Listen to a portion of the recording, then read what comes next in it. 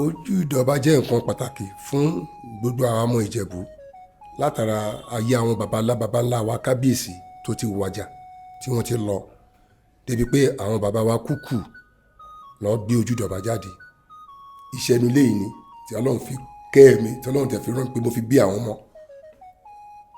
ọmọ mi kékeré ẹṣin ni sọ ọpẹ́ ní fọ́lọ́run.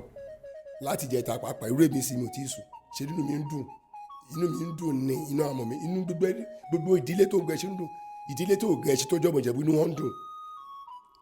Bàbá wa ló kú o, bàbá wa Àwùjalè Síkírù ló kú o, Àwùjalè ò kú o.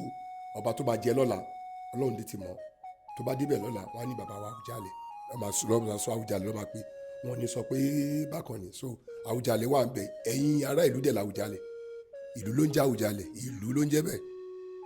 Orúkọ mi ni Alhaji Muhammad Saheed Ọlátúbọ̀sún ọmọ Ọ̀ṣọ́bẹ̀ láti agboolé Ọ̀ṣọ́bẹ̀.